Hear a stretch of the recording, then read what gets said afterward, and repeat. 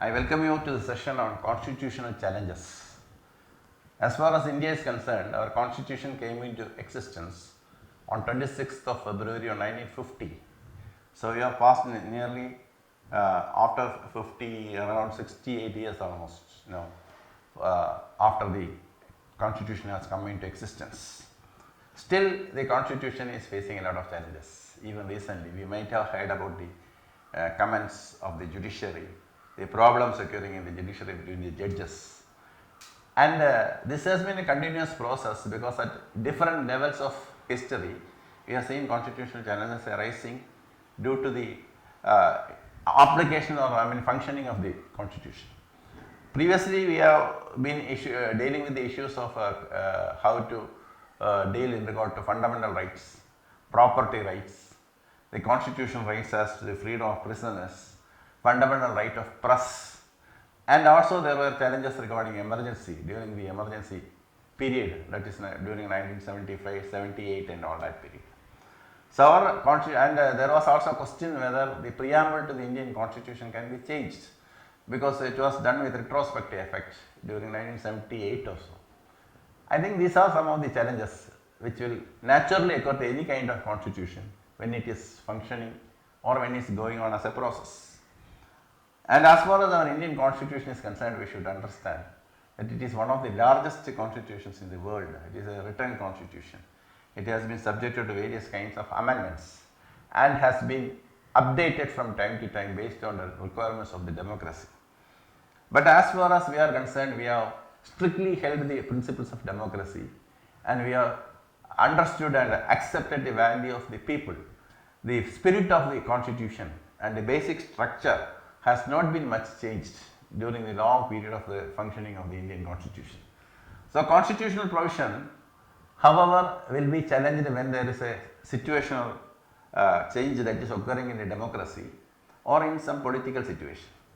Presently, one of the interesting crises we could find is that is arising regarding the functioning of judiciary, whether judiciary is independent.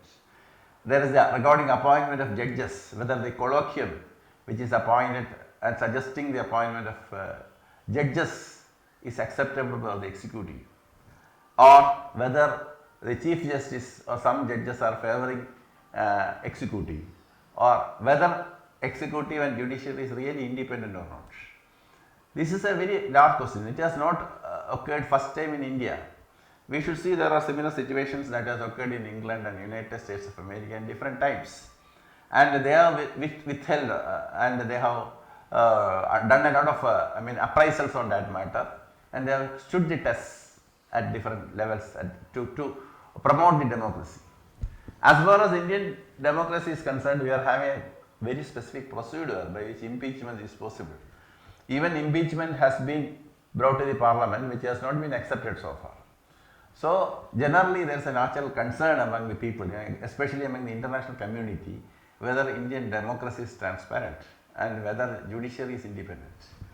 But as far as I can see, the Indian judiciary has always stood up to the requirement of the time, and the procedure and the policy that has been adopted by the Indian constitution has been upheld. So far, there is only a discussion, there is only what should be done, how an issue is to be resolved. There is an issue, of course, regarding difference as to the freedom of executive and judiciary and how it should function. The changes can be possible. The democracy always means changes. If any difficulty is there, that can be overcome by new amendments and new changes. However, the present situations only has highlighted some points of Indian democracy. It has never questioned the validity of the constitution or the functioning of the constitution in a wrongful manner. And as far as I can say, anything that is developing now is a welcome thing, because any errors that is happening in the judicial process or political process can be corrected by proper discussions in the parliament and within our judicial and legislative setup.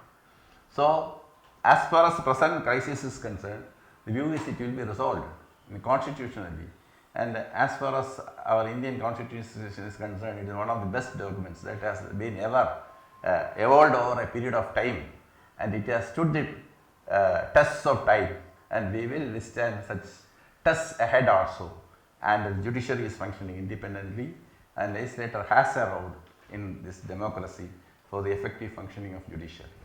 Thank you.